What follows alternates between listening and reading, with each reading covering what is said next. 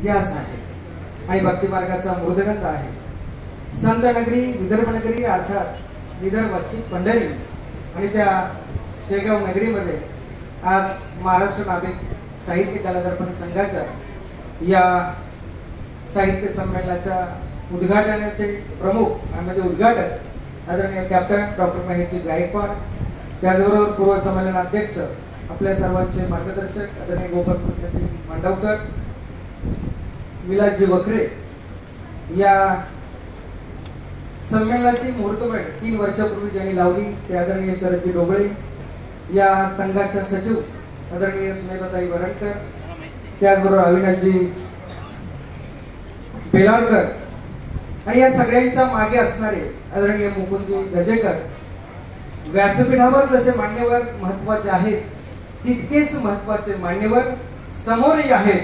म्हणून उपस्थित आपण सर्व मान्यवर सुंदरचं निवेदन करणारे अशोकजी गोबडे कवी, त्याचबरोबर अश्विनीताई अतकरे ज्यांच्या पुस्तकाचे प्रकाशन झाले, त्या अर्चनाताई धानोरकर, मधुकरजी हुजरे, दत्ता पारपल्लीवार, सुरेशजी राऊत, गणेशजी राऊत. ज्या साप्ताहिकाचं प्रकाशित झालं ते आशिषजी घुमे, त्याचबरोबर NS कमळकर आणि एकूणच उपस्थित आपण सर्व. खरं तर हे द्वितीय साहित्य संमेलन ज्यामध्ये आपण बघतोय आमचा कालचा इतिहास, आजची वर्तमान स्थिती आणि येणाऱ्या आमच्या समाजाचा भविष्यकाळ याचं चिंतन मंथन आणि त्यावर खरं तर हे साहित्य संमेलन. मला ही संमेलनाची जबाबदारी देत असताना अत्यंत प्रामाणिकपणे सांगतो, ज्यांच्यामुळे पहिला कॉल आला ते चंद्रशेखरजी जगताप, सुनीताई वरणकर, ज्यांच्यासोबत मी इथपर्यंत पोहोचलो ते नगरचे अशोकजी आवटी, त्याचबरोबर माधवजी भाले आमच्या सोबत आलेले आम्ही सर्व. आणि इथं बसल्यापासून अगदी गोविंद दलवीपासून तर विकासजी वानखेडे या सर्वांपर्यंत समाविष्ट असलेले आपण सर्व बंधू भगिनी, मी मनापासून या साहित्य संमेलनाच्या आयोजकांना धन्यवाद देतो. ती पहिली गोष्ट, मी हे संमेलन का स्वीकारलं हे अत्यंत सांगणं महत्वाचं आहे. खरं तर माझं भाषण तुम्ही ऐकावं आणि मला मान सन्मान मिळावा या हेतूनं मी इथं आलो नाही. माझा समाज आणि साहित्य यांची सांगड घालण्यासाठी मी इथं उपस्थित झालोय, ही पहिली गोष्ट. आणि म्हणून साहित्य संमेलनाचा विचार करत असताना अत्यंत महत्वाच्या काही गोष्टी आहेत त्या आपल्या लक्षात घेणं फार महत्वाचं आहे. मी ज्या समाजाचा पाईक आहे त्या समाजानं मला दिलेल्या मूल्यनिष्ठा हे एक पहिलं कारण. दुसरं कारण, जे माणसं प्रामाणिकपणे काम करताय आणि ते आपल्या विचारांची सहमत आहे, त्या विचारांची सहमत असणाऱ्या माणसाचा विश्वास खरं तर माझ्यावरचा ढळू नये, ती जबाबदारी जोखमीची स्वीकारणं. म्हणून ह्या संत साहित्य संमेलनाला मी आवर्जून अध्यक्ष म्हणून उपस्थित राहिलो आहे. त्याहीपेक्षा महत्वाची गोष्ट की आता मांडवकर सर म्हणाले की तुमच्याकडे जबाबदारी देतोय. माझ्या महाराष्ट्रातला हा समाज ही जबाबदारी देत असताना किंवा आपण ती जबाबदारी स्वीकारत असताना आमचा कालचा इतिहास आम्हाला बघायचा आहे. इतिहास म्हटलं की पहिली गोष्ट, जो पाणी से नहाते हैं वो लिबास बदलते हैं, जो पानी से नहाते हैं वो लिबास बदलते हैं, जो पसीनों से नहाते हैं वो इतिहास बदलते हैं, वो इतिहास बदलते हैं. आमचा इतिहास समृद्ध आहे, आमचा इतिहास जागवल्ला आहे, आमचा इतिहास प्रेरणादायी आहे. इथल्या मातीशी इमान राखणारी या महाराष्ट्रातली पहिली जात जर कुठली असेल तर ती आमची जात आहे नाभिक समाजाची. आणि त्या नाभिक समाजात आम्ही जन्माला येतो. मी समाजाचा आणि समाज माझा ही भावना या संमेलनात दिसते ही पहिली गोष्ट मला जाणवते आहे. आणि तो विचार महाराष्ट्रातल्या प्रत्येक गावात पोहोचला पाहिजे, महाराष्ट्रातल्या प्रत्येक नाभिकापर्यंत पोहोचला पाहिजे, महाराष्ट्रातल्या प्रत्येक समाजाच्या बांधवांपर्यंत पोहोचला पाहिजे. हा प्रामाणिकपणा या संमेलनात दिसतोय. आणि म्हणून हा सगळा अट्टहास. आणि हे सांगत असताना दुसरी महत्वाची जबाबदारी जर आपल्या लक्षात घ्यायची असेल तर ती गोष्ट अशी आहे की समाजाचा वारसा एवढा मोठा दैदिप्यमान जाज्वल्य आहे, त्या समाजाचा पाईक म्हणून माझं काम काय, माझी भूमिका काय. साहित्य हे पहिली गोष्ट, साहित्य निर्माण होतं ना ती भूमिका मांडण्यासाठी तुमची भूमिका कोणती असो पण ती भूमिका पहिल्यांदा साहित्यात दिसते, त्या साहित्यात. म्हणून साहित्य जन्माला आलं पाहिजे. ज्यांचं प्रकाशनात झालंय काव्यसंग्रहाचं पुस्तकांचं त्यांना मनापासून धन्यवाद. ज्यांचं अगोदर झालंय त्यांनाही धन्यवाद. ज्यांचं अशोक कुबडे सरांसारख्या या गोंधळ कादंबरीचं प्रकाशन होणार आहे त्यांनाही धन्यवाद. समाजाचा दुःख, संवेदना किंवा त्याच्या मनातला आनंद, वेदना, सण व्यक्त करणारं जगातलं पहिलं आणि महत्वाचं माध्यम म्हणजे साहित्य आहे. आणि त्या साहित्याच्या माध्यमातून जर क्रांती होणार असेल तर तिथं आपण उपस्थित असलं पाहिजे. हा प्रामाणिक दृष्टिकोन तुमच्या माझ्या मनामध्ये आहे आणि मला ही महत्वाची गोष्ट वाटते. कालचा आमचा इतिहास आम्ही सांगतोय, कधीतरी विचार करून बघा. छत्रपती शिवाजी महाराजांनी होते जिवाजी वाचले शिवाजी हे आम्ही अभिमानाने म्हणतोय, पण त्या जिवाजींची निवड करताना ते 9 चे अंगरक्षक होते. त्यांचा विचार मला महत्वाचा वाटतो. आणि मग त्यांची एकदा भूमिका कळाली की आमच्या जिवाजींची भूमिका काय हे आमच्या लक्षात येतं. म्हणून ते 9 अंगरक्षक आहेत, त्यांचा विचार काय आणि त्यांची निवड का आणि आमच्या जिवाजींची निवड का शिवाजी महाराजांनी केली, हा मला वाटतं महत्वाचा भाग आहे. या साहित्यामध्ये आम्हाला तो कधी दिसत नाही. साहित्य निर्माण करायचं एवढ्यासाठी की माझ्या समाजाचा विचार नेमका काय, दृष्टिकोन काय, भविष्य काय आणि कालचा खरा इतिहास काय हे साहित्यातून प्रतिबिंबित व्हावं. म्हणून साहित्य संमेलन आणि त्यासाठी आपण सर्व प्रत्येकाची भूमिका आहे. एकदा शरद डोंगरे सरांची, सुनीताताईंची किंवा धसेकरांची किंवा अविनाशजींची किंवा विलास भाऊंची ही भूमिका नाही, ही माझ्या प्रत्येक बांधवाची भूमिका आहे. आणि ती आपल्याला काहीतरी विचारात घ्यावा लागणार आहे. आणि म्हणून माझा आवाज मोठा झाला पाहिजे. म्हणून साहित्य संमेलन. तुमच्या एकट्याचा आवाज कुठपर्यंत पोहोचू शकत नाही. हा आवाज एकत्रित करण्याचं काम जर कोण करत असेल तर ते साहित्य संमेलन. आणि म्हणून साहित्य संमेलनाची गरज आहे. साहित्य संमेलन मुळातच त्यासाठी आहे. साहित्य संमेलन म्हणजे दिवा, विचार ही वात असते, तत्वज्ञान ही ज्योत असते आणि ज्ञान हा प्रकाश असतो. प्रकाशाची गंमत मोठी वेगळी आहे. प्रकाश प्रखर असला तर आपले डोळे दिसतात आणि प्रकाश हंदूक असला तर आपल्याला स्पष्ट दिसत नाही. म्हणून प्रकाश सुद्धा योग्य असावा लागतो, ही पहिली गोष्ट. आणि तो प्रकाश देण्याचं काम या नाभिक समाजाला, या महाराष्ट्राला देण्याचं काम मला वाटतं साहित्य संमेलन करतात. मराठी भाषेचा आपण विचार करतोय. ज्या मराठी भाषा दिनाच्या निमित्तानं कुसुमाग्रजांचा जन्मदिवस आम्ही साजरा करतो, त्या कुसुमाग्रजांचा जन्मदिवस साजरा होत असताना मराठी भाषेचा किंवा साहित्याचा पहिला विचार काय? त्यांनी मांडलेली पहिली गोष्ट, नद्या सुंदर आहेत, डोंगर सुंदर आहेत, पण त्याहीपेक्षा सुंदर आहे तो इथला माणूस. म्हणून माथ्यावर आभाळ आणि पायाखाली रस्ता घेऊन जगावं वाटतं या माणसासाठी, या माणसासाठी.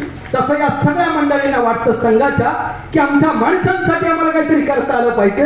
आमच्या माणसांच्या मनातली खतखत बाहेर आली पाहिजे आणि ती खतखत व्यक्त झाली पाहिजे. ती कानाकोपऱ्यापर्यंत पोचली पाहिजे, ती प्रशस्तापर्यंत पोचली पाहिजे, ती बाकीच्या जाती जमातीपर्यंत पोचली पाहिजे. याला ही खतखत कालचा इतिहास आणि उद्याचा भविष्य काळ यांच्या मध्ये खरं तर हुलमळून पडली पाहिजे. एवढ्यासाठी आणि तो हा विचार आहे तो साहित्य संमेलनाच्या माध्यमातून व्यक्त करत असताना कालची परिस्थिती, आजची परिस्थिती यावर भाष्य करताना काल परवा मी एक कविता वाचली. कदाचित तुमच्या सगळ्यांच्या मोबाईल मध्ये ते असू शकेल, पण त्या कवितेचे शब्द कधीतरी ऐकले की मग आमच्या लक्षात येईल आमच्यातली जाणीव कुठे गेली आहे, आमच्यातल्या जाणीवा का हरवल्यात, आमच्यातलं विचाराचं जे व्यक्ती स्वातंत्र्य आहे त्याचा आम्ही काय करून बसलो आहे. हा विचार जेव्हा समोर येतो तेव्हा आपल्या लक्षात ती गोष्ट येईल. पूर्वी बरंच बरं असायचं, सारं खरं खरंच असायचं. पूर्वी बरंच बरं असायचं, सारं खरं खरंच असायचं. पूर्वी घराला ओसरी असायची, जात्यावर आजी बसायची, तिच्या तोंडामध्ये ओवी आणि ओठाखाली मिसरी असायची. पूर्वी घराघरात पाठ व्हायची, प्रत्येकाच्या उराउरात ज्ञानेश्वरी फुलायची. एवढंच नाही तर तुकोबांच्या अभंगाने सूर्य उजळून निघायचा, गावही त्यावेळी पंढरपूर बनायचा. पूर्वी घराला उजळणारा एक दिवा असायचा, बाळगोपाळांचा मेळा त्याच्या भोवती जमायचा, गोष्टी ऐकता ऐकता मांडीवर डोळे लागायचे आणि पुस्तकांपेक्षाही आजीबाबा खूप सुंदर बोलायचे. ही पूर्वीची परिस्थिती होती. आजची वस्तुस्थिती विचार करत असताना हल्ली घराघरात लाईट असते, रिमोटवरून जोरदार फाईट असते, मम्मी सुद्धा आजीवरती थोडी थोडी टाईट असते. घराची परिस्थिती फार फार वाईट असते. हे आजचं वास्तव चित्र आहे. आणि याच्याही पुढे जर विचार केला तर आपल्या तुमच्या आमच्या माझ्या लक्षात येईल की आता लुगड्याला साडीतलं आणि कुंकवाला टिकलीतलं काहीच कळत नाही. आता लुगड्याला साडीतलं आणि कुंकवाला टिकलीतलं काहीच कळत नाही. रोज रोज पार्लर मध्ये जाऊन सुद्धा मम्मी आतून उजळत नाही, मम्मी आतून उजळत नाही. जो तो असतो स्वतःच दंग, जो तो रमतो स्वतःचेच रंग गोठलेल्या संवेदना कोंडलेले जगणं फ्लॅटच्या जमान्यात कोती झाली माणसांची मन. अरे माणसांच्या हृदयासारखंच कोरडं ठाक पडलंय आभाळ. माणसांच्या हृदयासारखंच कोरडं ठाक पडलंय आभाळ. पाण्यापेक्षा अधिक इथं जाणीवांचाच दुष्काळ. पाण्यापेक्षा अधिक इथं जाणीवांचाच दुष्काळ. आमच्या जाणीवा जेव्हा समृद्ध होतील, आमच्या जाणीवांना जेव्हा भरेल, आमच्या जाणीवा जेव्हा माणसांच्या संवेदनशील मनाचं प्रतिबिंबित रूप साहित्यात मांडतील ना, तेव्हा इथला माणूस, इथला समाज हा क्रांतीच्या पथावर असेल. केवळ कालचा इतिहास जाजवायला गतिमान सांगून उपयोग होणार नाही. पण आज माझं काम काय, आज माझी भूमिका काय, उद्या माझं नेतृत्व काय, उद्या माझं कर्तृत्व काय, आमच्या समाजासाठी माझं दातृत्व काय, हा विचार आम्ही कधी करणार आहोत. म्हणून शिवाजी महाराजांनी महाराजांचं उदाहरण मी देत होतो ते यासाठी, शिवाजी महाराजांनी जेव्हा मावळ्याने सांगितलं की मला 10 नोव्हेंबर 1659 अफजल खानाचा पुतळा प्रतापगडाच्या माचीवर बाहेर काढायचा आहे, पण मला 10 अंगरक्षक निवडायचे.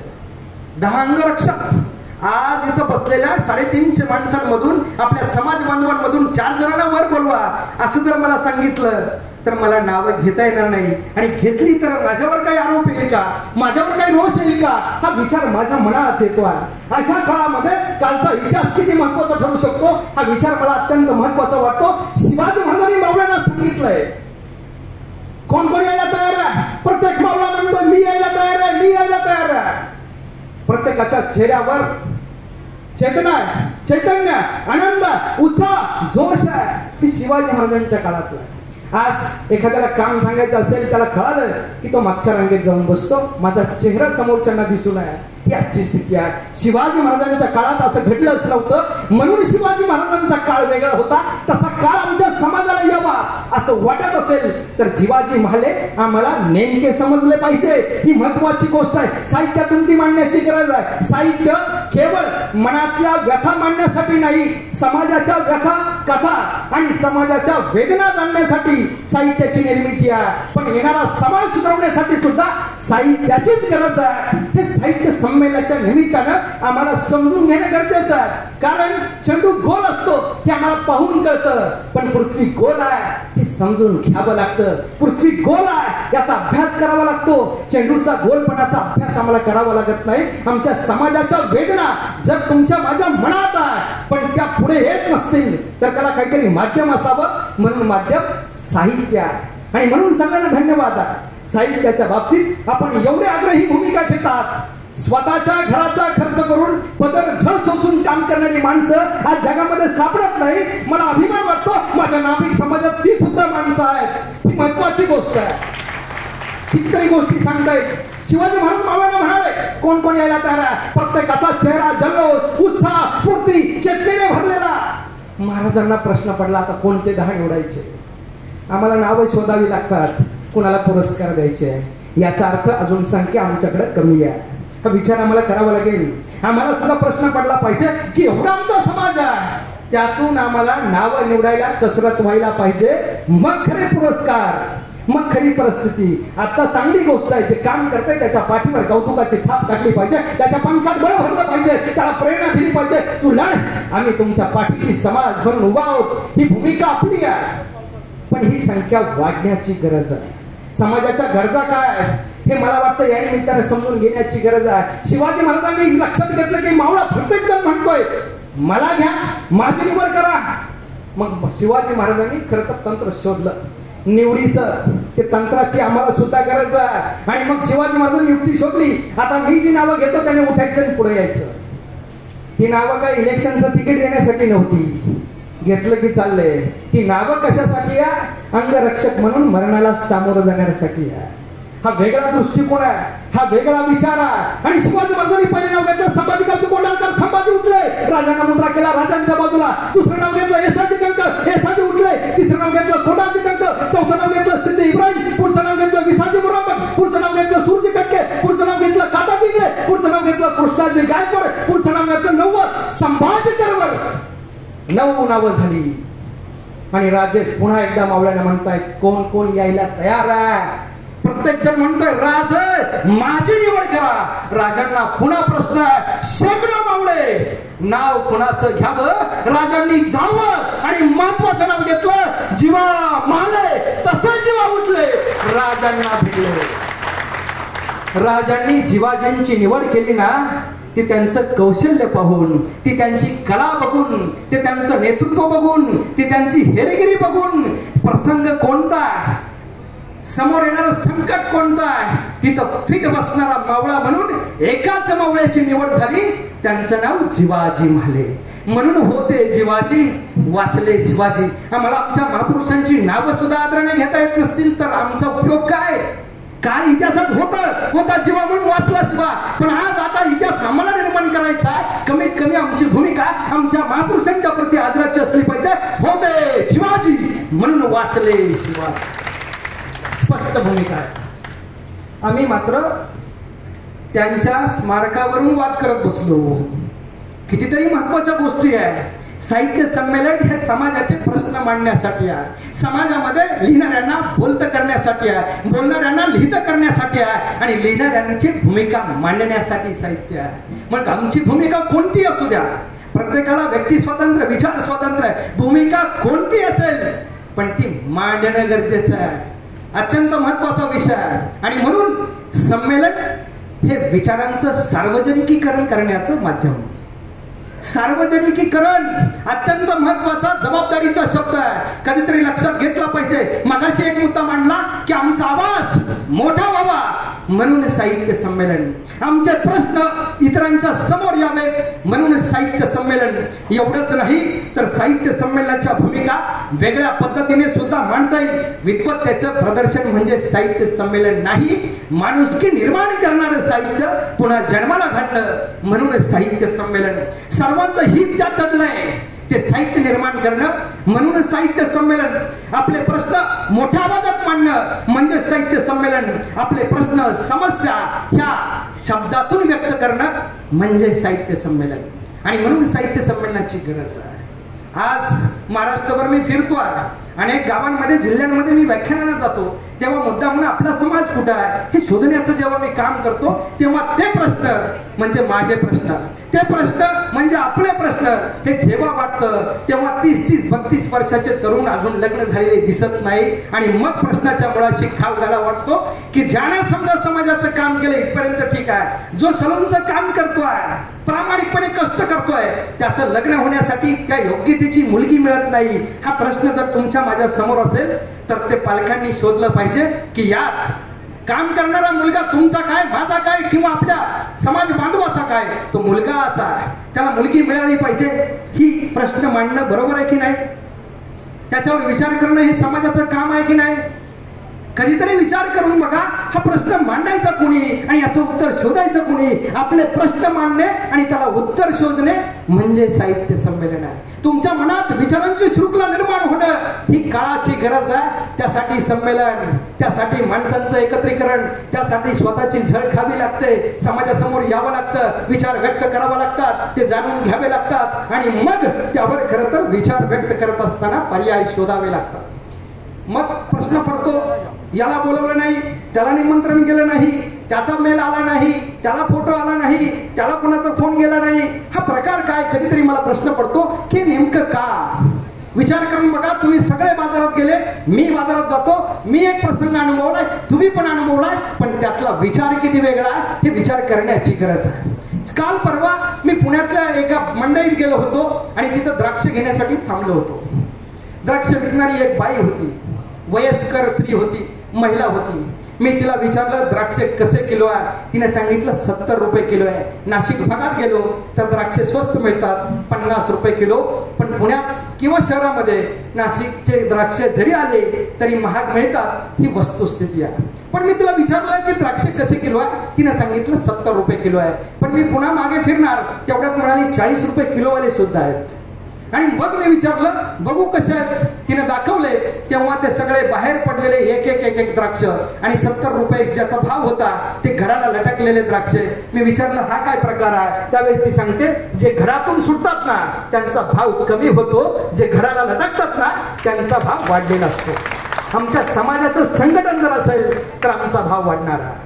आमच्या समाजाची एकी असेल ना तर आमचा भाव वाढणार आहे. आमच्या समाजाचे प्रश्न सगळ्यांना कळतील ना तेव्हा आमचे प्रश्न सुटणार आहे. केवळ एकट्याला प्रश्न समजून त्याचं उत्तर मिळणार नाही. ते उत्तर शोधण्यासाठी आम्हाला एकत्रित काम करावं लागणार आहे. हे याचं उत्तर आहे.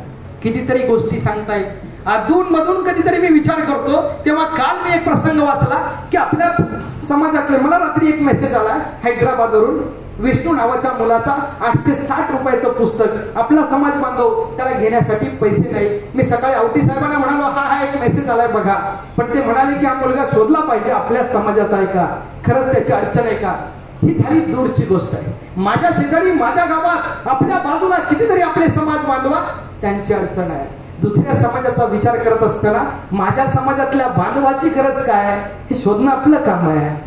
ती गरजेवर काही पर्याय काढायचा का नाही हे आपलं काम आहे. जॉर्जियाचा कालचा प्रसंग मी जेव्हा वाचला तेव्हा माझ्या गोष्ट एक लक्षात येते. हे करंट विश्लेषण मांडतोय ते एवढ्यासाठी इतिहासावर खूप काही बोलता येईल, पण आम्हाला आजचा प्रश्न काय, आमच्या समाजाच्या व्यथा काय. दजेकर साहेब, आमच्या समाजाच्या व्यथा काय, त्याच्या कथा बनल्या पाहिजे, त्या पुस्तकातून आल्या पाहिजे, पण त्या कथा वाचताना माझ्या संवेदना जागृत झाल्या पाहिजे. त्यासाठी संमेलन आहे, त्यासाठी साहित्य आहे, त्यासाठी विचार आहे, त्यासाठी प्रबोधन आहे. हे सगळं घाटहास त्यासाठी आहे. आणि जॉर्जियाची घटना वाचली, परवा निकाल लागला. एका विद्यार्थ्यानं पावाचा तुकडा सोडला दुकानातला म्हणून त्याला शिक्षा झाली होती आणि त्याचा निकाल परवा लागला. 7वीत असताना चोरलेला पाव, त्याचा निकाल अनेक वर्षांनी लागला. तेव्हा न्यायाधीशासमोर तो जॉर्जियाचा मुलगा उभा आहे आणि शेवटची तारीख आहे. विरोधक म्हणजे ज्याचं दुकान आहे तो सुद्धा तिथे उपस्थित आहे. ज्यानं पाव चोरला तो विद्यार्थी आता कॉलेजात शिकतो, तोही उपस्थित आहे. न्यायाधीशांनी प्रश्न विचारला की तू पाव का चोरला. तो मुलगा म्हणाला पाव चोरायला कुठे कारण असतं का. विचार करून बघा, खायची गोष्ट, पण याच्यामध्ये काय तत्व दडलंय हे शोधणं मला वाटतं महत्वाचं आहे. त्या मुलाला न्यायाधीशाने विचारलं पाव का चोरला. तो म्हटला पाव का चोरला म्हणजे घरात खायला काहीच नव्हतं, माझे वडील लहानपणीच वारलेले, माझी आई आजारी आहे, 3-4 दिवस मी काम करून पैसे आणायचो, पण आई आजारी पडल्यामुळं कामाला सुद्धा जाता आलं नाही. 4 दिवस घरात अन्नाचा कण नाही. पाव नाही चोरत तर काय करेल. न्यायाधीशांनी रेग ओढली आणि शेवटी सगळ्यांसमोर निकाल जाहीर केला. निकाल असा होता, न्यायालयात उपस्थित असणाऱ्या प्रत्येकानं या मुलाला $100 द्यायचे. हा निकाल येतो आणि मी माझे $1000 त्याच्यामध्ये ऍड करून एवढे पैसे त्या मुलाच्या भविष्यासाठी देणार आहे. हे अमेरिकेत घडतं.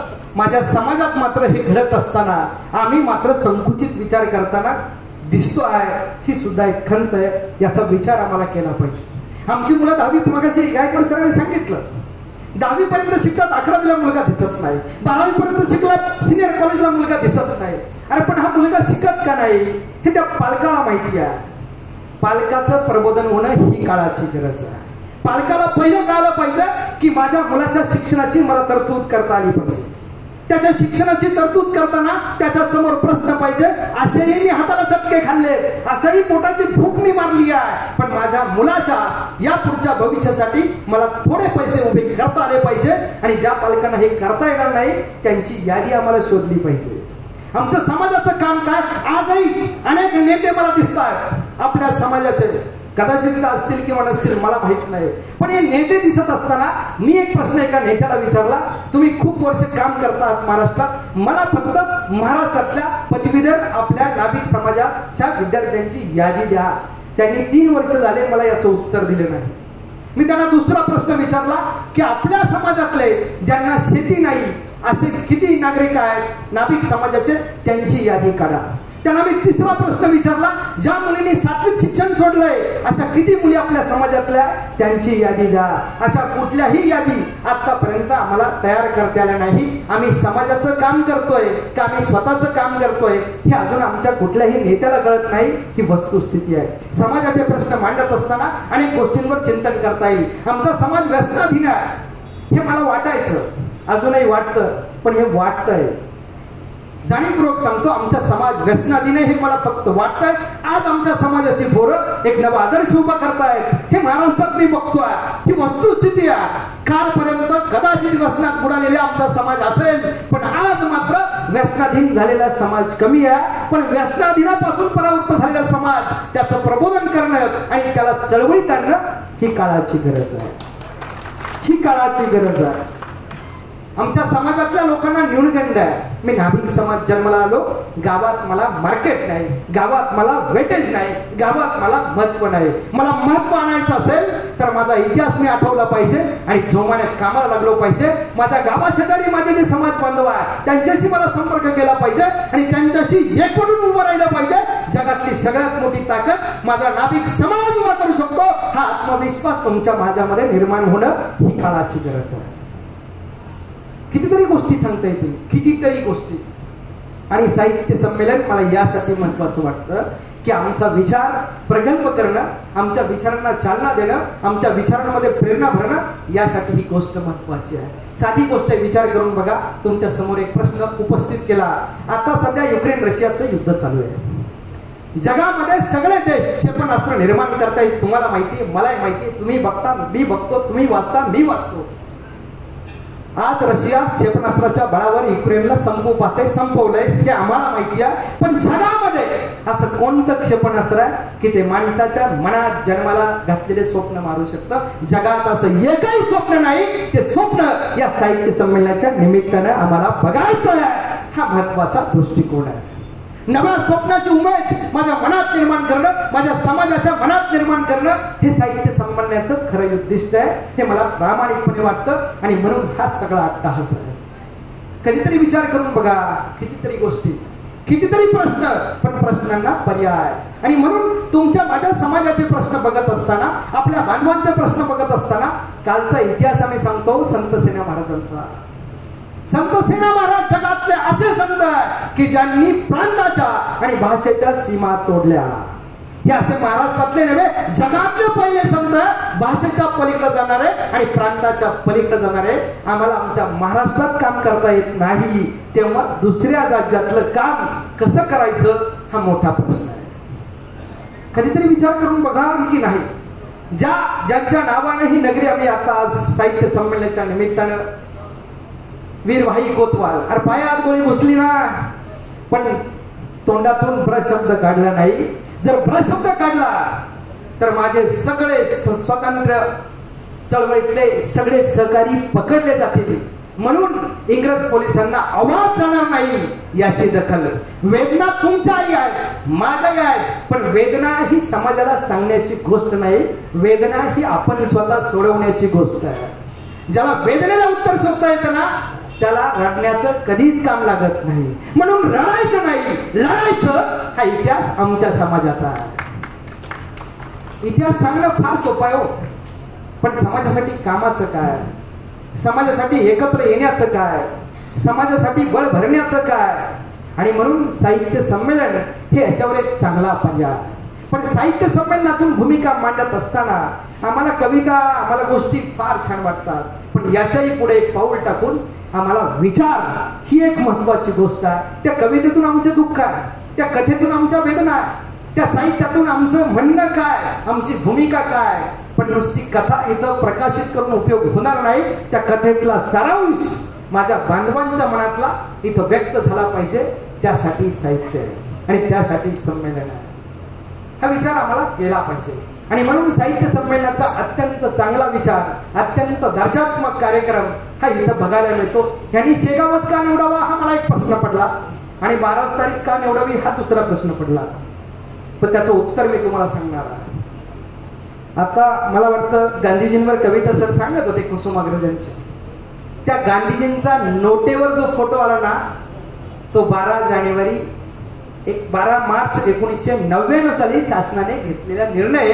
हे 12 मार्चचं वैशिष्ट्य आहे. 12 मार्च, आता यशवंतराव चव्हाणांचा जो उल्लेख झाला ना, त्या यशवंतराव चव्हाणांचा जन्मदिवस 12 मार्च आहे. 12 मार्च जगातली सामाजिक चळवळीची पहिली जागतिक परीक्षा झाली ना 1930 साली, तो दिवस 12 मार्च आहे. आणि 12 मार्चला आमचं दुसरं साहित्य संमेलन होत आहे ना, ही सुद्धा आमच्यासाठी अत्यंत महत्वाची अभिमानाची गोष्ट आहे. म्हणून तारीख सुद्धा किती महत्वाची आहे, गाव सुद्धा किती महत्वाचं आहे. ज्या गावाला आम्ही न सांगता जातो, याचा अर्थ आम्ही काय म्हणतो, देवाच्या गावा प्रेमाचा सुकळ आहे असं आमचं म्हणणं आहे. पण देवाच्या गावाला कारण जाण्यासाठी लागत नाही, साहित्य संमेलनाला येण्यासाठी मात्र कारण लागतं. ही आमची अडचण आहे. आमच्या समाजाचे प्रश्न मांडत असताना किंवा विचार करत असताना, समाजाचे प्रश्न तुमच्या माझ्या समोर येत असताना कितीतरी गोष्टींचा आपल्याला खरं तर विचार करता येईल. मला वाटतं हा विचार मांडत असताना समाजाचे मूलभूत प्रश्न की जे भूमिकेशिवाय साहित्य आहे त्याला जगात किंमत नाही, म्हणून साहित्यातून भूमिका व्यक्त होणं ही काळाची गरज आहे. त्या साहित्यातून आमचा न्यूनगंड कसा कमी होईल ही दुसरी गोष्ट आहे. मी नाभिक समाजात जन्माला आलो म्हणून मला MBBS करता येत नाही, हे जर तुमच्या माझ्या मुलाच्या मनात असेल तर त्याला डॉक्टर कोणी बनवायचा हा प्रश्न तुमच्या माझ्या समोर आहे. त्याला इंजिनियर कोणी बनवायचा त्या मुलाच्या मनात आहे, त्याची तळमळ आहे. इथं मगाशी सर म्हटले की युवक नाही आहेत, पण जे 4-2 युवक आहेत ना ते सुद्धा आपलं काम करू शकतात. म्हणून साहित्य संमेलनाला गर्दी नको, पण वैचारिकता असलेली माणसं पाहिजे. आणि ती माणसं इथं असलेल्या मला वाटतं 350 आपले समाज बांधव आहेत. एकाने 100 लोकांपर्यंत हा विचार पोहोचवला ना तरी सुद्धा आपल्या साहित्य संमेलनाचं फार मोठं यश आहे असं म्हणायला हरकत नाही. आणि उलट सुद्धा वाटणार नाही. ही वस्तुस्थिती आहे, ही वस्तुस्थिती आहे. आणि म्हणून हा विचार पोहोचवला पाहिजे. तरुण कोण असतो, कुणाला म्हणायचं युवक, गेलेला भव्य भूतकाळ आणि येणारा अद्भुत भविष्यकाळ यांच्या मधला दुवा म्हणजे युवक. ज्याच्या मनात धाडस आणि ज्याच्या डोक्यात विचार आणि कृती यांचं इंद्रधनुष्य तळातना तो युवक. गेलेल्या भव्य भूतकाळाचा विचार आम्ही केला, पण आमच्या रक्ताची वळवळ आणि सळसळ होते तो युवक. पण ज्याच्या रक्ताची वळवळ होते, सळसळ होते, त्यातून एक चळवळ उभी राहते तो युवक माझ्या नाभिक समाजातला आहे हे मला मनापासून वाटतं. आणि तो दिसतो सुद्धा. संख्येने कमी असतील पण ते युवक आपल्या समाजात आहेत, त्यांना घेऊन चालण्याची गरज आहे. विचार करून बघा, आमच्या समाजात राजकारणी तयार झाले पाहिजे. ज्या समाजात राजकारणी नसतात, ज्या समाजात राजकारणी नसतात त्या समाजाचं सर्वात मोठं दुःख आहे. त्यांना जे राजकारणी चांगले नाही त्यांच्या सोबत काम करावं लागतं. म्हणून चांगले राजकारणी घडवणं हे सुद्धा आपलं काम आहे. आणि चांगले राजकारणी जर घडवले नाही तर चुकीच्या राजकारण्यांच्या खाली काम करावं लागतं. ही नवा प्रश्न तुमच्या माझ्या समोर येतो. म्हणून आपल्या समाजात राजकारणी असले पाहिजे, पण ते सामाजिक विचारांना तयार झालेले पाहिजे. ते स्वतःच्या वैयक्तिक स्वार्थासाठी तयार झालेले राजकारणी कधीच नको. आणि ते समाजाला कधीही मला वाटतं यश मिळू देणार नाही. समाजाचे स्वप्न बघत असताना या ठिकाणी महाराष्ट्र नाभिक शिक्षण परिषदेचे स्वप्न रात्री मला दजेकर साहेबांनी सांगितलं की पुढच्या काळामध्ये शिक्षण परिषदेवर आम्ही काम करणार आहे. म्हणजे साहित्य संमेलनाचं पुढचं यश हे पुढचं पाऊल आहे आणि ते शिक्षण परिषद आहे. आणि म्हणून त्यासाठी पुन्हा एकदा त्यांचं अभिनंदन. या अशा गोष्टी या निमित्तानं होत राहाव्यात. आणि ही सगळ्यात मोठी मला वाटतं क्रांती आहे. समाज बदलतोय, समाजामध्ये परिवर्तन आहे. बदल या शब्दाला काना नाही, मात्रा नाही, वेलांटी नाही, उकार नाही, पण तरीही तो आम्ही स्वीकारत नसू तर हे आमचं दुर्दैव आहे. सोपा शब्द, जगातला सर्वात सोपा शब्द हा बदल आहे. आणि तो जर आम्ही स्वीकारणार नसू तरी सुद्धा आम्हाला आमचं यश पचवावं लागेल किंवा आम्हाला यश मिळणार सुद्धा नाही. आम्हाला यश खरं तर मिळत नाही, मिळाला तर पचवता सुद्धा येत नाही. यश पचवायला शिकलं पाहिजे. सेना महाराज बांधवगडवरून महाराष्ट्रात आले होते आणि महाराष्ट्रात आल्यावर आपण त्यांचे विचार आज या अभंगांच्या माध्यमातून सांगतोय. त्या वीरभाई कोतवाल यांचा इतिहास आम्ही सांगतोय. दुसरी महत्वाची गोष्ट आम्ही आमच्या समाजातल्या उपालींचं सांगितलंय. उपाली हे गौतम बुद्धांचे पहिले शिष्य आहे. पहिले शिष्य हा नाभिक असू शकतो. हा विचार क्रांती देणारा, हा विचार मला वाटतं जगामध्ये एक वेगळा दृष्टिकोन निर्माण करणारा. आणि म्हणून उपालींचं महत्व आहे. 750 वर्ष या जगावर ज्या राजांनी राज्य केलं ते सातवाहनकारानं माझ्या नाभिक समाजाचा ही सुद्धा अत्यंत मत. 750 वर्ष ज्याचा विचार तुम्ही आम्ही करू शकत नाही. पण एवढे वर्ष सम्राट चंद्रगुप्त सम्राट अशोक यांनी काम केलं. या सगळ्यांचं मला वाटतं हे योगदान आपल्या समाजासाठी महत्वाचं आहे. फक्त आपल्या समाजासाठी नाही तर हे महापुरुष मोजायचे कसे हा प्रश्न कधीतरी तुम्हाला पडला पाहिजे. महापुरुषाची उंची मोजायची कशी? घेणार फुटपट्टी, मोजणार सेना महाराजांची उंची, घेणार मीटर पट्टी, मोजणार शिवाजी काशीद यांची उंची. म्हणून उंची मोजण्याचं एक तंत्र आहे. कदाचित ते लिखित नसेल पण माझ्या समाज बांधवांना ते तंत्र कळालं पाहिजे हे मला प्रामाणिकपणे वाटतं. समाजातल्या महापुरुषांची उंची मोजण्याचं जगातलं एकच परिमाण आहे. ज्याने समाजासाठी स्वतःला खोल घालून घेतलंय तो उंच उंच. समाजासाठी त्याग देणारा, समाजासाठी कष्ट करणारा, समाजासाठी झळ खाणारा आणि समाजासाठी बलिदान देणारा जेवढा सखोल तेवढी त्याची उंची अधिक. हे उंचीचं परिमाण आहे. आणि माझ्या समाज बांधवांनी ज्या देशासाठी योगदान दिलंय त्यांची उंची आम्हाला मोजता येत नाही, एवढी उंची आहे. आणि त्या उंचीच्या समाजात आम्ही जन्माला आलो. आणि मग आमच्या मनात न्यूनगंड का, आमच्या मनात अभ्यासाच्या बाबतीत दृष्टिकोन का नाही, कधीतरी विचार करून बघायला पाहिजे असं मला वाटतं. आणि म्हणून या सगळ्या गोष्टी मांडत असताना आमच्या समोर बौद्धिक आव्हान असलं पाहिजे. आमच्या समोर आव्हान आहेत, पण ती बौद्धिक आहेत का हे आम्हाला तपासावं लागेल. साहित्य संमेलनाच्या निमित्तानं त्याचा विचार होणं हे मला वाटतं महत्वाचं आहे. आणि स्वीकारलेलं आव्हान पेलायचं कसं, क्षमतेने सामर्थ्याने ते पार पाडायचं कसं, त्याचा सुद्धा आम्हाला प्रयत्न करावा लागेल. आणि दुसरी महत्वाची गोष्ट, साहित्य संमेलनाचं यश सर्वात मोठं यात असतं की साहित्य संमेलनामध्ये किंवा साहित्यात निर्माण झालेले विचार जगातली कोणतीही व्यक्ती बुडवू शकत नाही, याच्यावर माझा विश्वास आहे. मी श्री क्षेत्र देहू मध्ये राहतो. तुकोबांची गाथा बुडवण्याचा अनेकांनी विचार केला, प्रयत्न केला, पण तुकोबांची गाथा कुणीही बुडवू शकलं नाही. याचा अर्थ साहित्यात गेलेला शब्द ह्या जगामध्ये कुणालाही पुसता येत नाही. म्हणून साहित्य संमेलन गरजेचं आहे. म्हणून आमच्या समाजाचं साहित्य असावं हा विचार आहे. म्हणून आमच्या समाजाचं साहित्य हे जगापुढे यावं ही त्यातली दृष्टिकोनाची भावना आहे. आमची पिढी सुरक्षित असली पाहिजे आणि सुशिक्षित असली पाहिजे हे आमचं स्वप्न आहे. आमची पिढी ही आर्थिक दृष्टीने सबल असली पाहिजे हे आमचं स्वप्न आहे. पण हे स्वप्न सत्यात उतरवण्यासाठी शिवाजी महाराजांना जिजाऊ साहेबांनी जेव्हा कळायला लागलं ना, तेव्हा एक प्रश्न विचारला, राजे तुम्ही राजा होणार आहे. शिवराजे वयवर्ष 6 म्हणाले हो मला राजा व्हायचंय. आणि त्यावेळेस जिजाऊंनी सांगितलेलं सर्वात मोठं उत्तर आहे, ज्या जिजाऊंच्या बुलढाणा जिल्ह्यात आम्ही आज आहोत, शेगाव नगरीमध्ये, तिथून हा जिजाऊंचा विचार पसरणं ही काळाची गरज आहे असं मला प्रामाणिकपणे वाटतं. आणि तो विचार असा आहे, त्या म्हणाल्या राजे गोष्टी ऐकता येतील, पुस्तकं वाचता येतील, पण समाजाच्या वेदना जो जाणतो ना तो खरा राजा. वेदना जाणणारा राजा निवडणं ही समाजाची गरज आहे. तसा प्रतिनिधी तयार करणं ही समाजाची गरज आहे. आपल्या समाजातले प्रतिनिधी असणं ही सुद्धा तितकी महत्वाची गोष्ट आहे. पण ते प्रतिनिधी कोणत्या विचाराने तयार करायचे हे आपल्याला या साहित्य संमेलनातून ठरवता आलं पाहिजे. तो विचार कृतीत आणण्यासाठी हे साहित्य संमेलन महत्वाचं ठरू शकतं. केवळ नोकरी मिळाली आणि पोटभरू असणारे नोकरशाही समाज बांधव हे समाजाच्या उपयोगाचे नाहीत, हे माझं अत्यंत धाडसाचं वाक्य आहे. शिक्षणानं नोकरी मिळाली, समाजाच्या नावाखाली समाजाच्या जाती प्रवर्गातून नोकरी मिळाली, पण नोकरी मिळाल्यानंतर स्वतःच्या पोटाशिवाय समाजाचा तो विचार करत नाही ना, तो आपला समाज बांधव असूच शकत नाही. हे आम्हाला ठाम करावं लागेल, हे माझं धाडसाचं वाक्य आहे. आणि त्याच्यावर मला वाटतं समाज बांधवांनी विचार करणं महत्वाचं. म्हणून स्वार्थी असलेली माणसं समाजाच्या उपयोगाची ठरत नाही, हा दृष्टिकोन या निमित्तानं महत्वाचा आहे. आणि सगळ्यात महत्वाची गोष्ट आमच्या समाजाने एक केलं पाहिजे, चांगल्याला चांगलंच म्हटलं पाहिजे, वाईटाला वाईट म्हणण्याचं धाडस ठेवलं पाहिजे. आम्ही समोर आले की चांगलं म्हणतो आणि दूर गेलो की मागून नावं ठेवतो. हे धोरण मला वाटतं समाजाच्या दृष्टीने घातक आहे. म्हणून चांगल्याला चांगलं म्हटलं पाहिजे, वाईटाला वाईट म्हणण्याचं धाडस केलं पाहिजे. चांगल्याला चांगलं म्हणण्यानं आपलं काही बिघडणार नाही, पण वाईटाला चांगलं म्हणण्यानं समाजाचं नुकसान होणार आहे. म्हणून वाईटाला वाईट म्हटलं पाहिजे. हा विचार मला वाटतं पुस्तकात मिळत नाही, हा विचार जगण्यातून मिळतो. ते व्यवहार ज्ञान आमच्या समाजाला आहे, पण ते कृतीत सातत्यानं ठेवणं ही आपली जबाबदारी आहे. ती जबाबदारी साहित्य संमेलनाच्या माध्यमातून आपल्याला खरं तर पेलता येऊ शकते आणि त्याच्यावर काम होऊ शकतं. म्हणून साहित्य संमेलन हे प्रभावी आहे आणि साहित्य संमेलन हे गरजेचं आहे.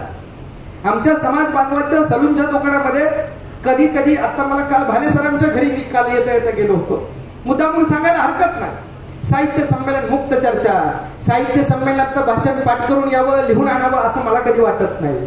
समाजाचे समोरचे प्रश्न ते इथे दिसावेत आणि ते इथून व्यक्त व्हावेत असं मला वाटतं. त्यांच्या दुकानामध्ये त्यांनी आपल्या साहित्य संमेलनाची एक जाहिरात लावलेली आहे. आणि मी त्यांना विचारलं ही कधी लावली, ते म्हणाले 4 दिवसापूर्वी लावली. पण एक गिराईक असं म्हटलं की तुमची लोक पेपर जर वाचत नाही तर साहित्य संमेलन कशी भरवतात. भाले साहेब इथलं शूटिंग त्याला दाखवा आणि त्यालाच नाही जगातल्या कोणत्याही समाजातल्या माणसाला कळू द्या, साहित्य संमेलन हे असं असतं. हा साहित्य संमेलनाचा विचार आहे. मराठी भाषेच्या अखिल भारतीय साहित्य संमेलनाबद्दल कुबडे सर मगाशी सांगत होते. ज्या साहित्य संमेलनाची योजना मराठी भाषेतल्या महाराष्ट्रामध्ये सुद्धा व्यवस्थित होत नाही, त्या संमेलन परदेशात सुद्धा भरवली जातात. आणि मग जर माझ्या नाभिक समाजामध्ये एवढे साहित्यिक आहे तर त्यांच्या पुस्तकांची चर्चा व्हायला नको की नाही.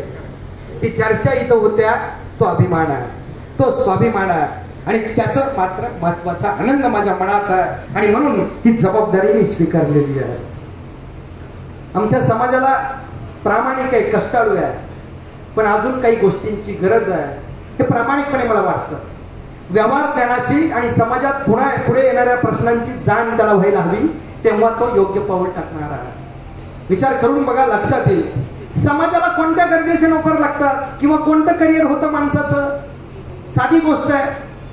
लता मंगेशकर नाव घेतलं की आमच्या समोर संगीत क्षेत्र, गायन क्षेत्र उभं राहतं. तेंडुलकर नाव घेतलं की क्रिकेट उभं राहतं. इथले विजय भटकर नाव घेतलं की संगणक क्षेत्र उभं राहतं. मला वाटतं करिअर ते असतं, नाव घेतलं की क्षेत्र उभं राहावं. आमच्या समाजात सुद्धा मगाशी तिथे बसलेल्या मॅडम चित्ते मॅडमचा उल्लेख झाला. मला फार आनंद वाटला.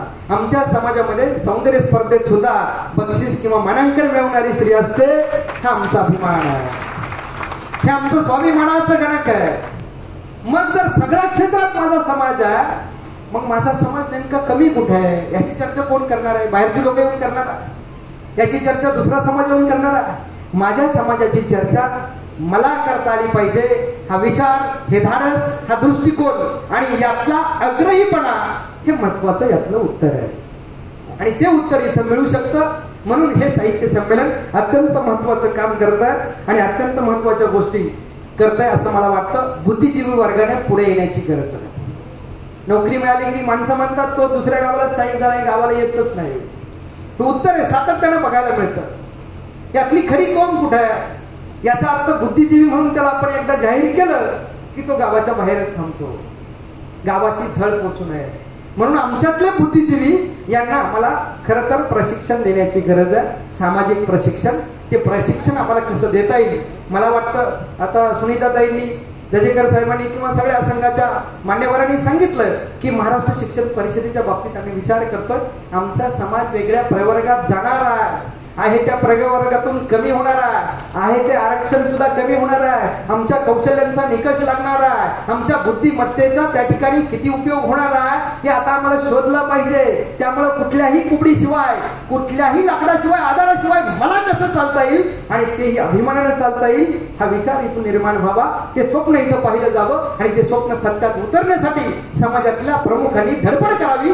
हा साहित्य संमेलनाचा खरा उद्देश आहे आणि तो उद्देश सफल झाल्याशिवाय राहणार नाही असं मला प्रामाणिकपणे वाटतं. म्हणून दुसरं एक महत्वाचं, आपल्या समाजातले अनेक ठिकाणी ग्रामपंचायत सदस्य, सरपंच, नगरसेवक, वेगवेगळ्या पदावर काम करणारी माणसं आहेत. महाराष्ट्रभर मान्यवर आहेत, कदाचित तिथेही असतील, पण ते इतरांच्या दडपणाला बळी पडताना दिसतात. माझ्यात धाडस आहे, माझ्यात स्वाभिमान आहे, माझ्यात अभिमान आहे, तर दुसऱ्याच्या दडपणाला बळी का पडायचं हा प्रश्न आपल्याला एकदा पडला की मग आपलं काम चांगलं होणार आहे.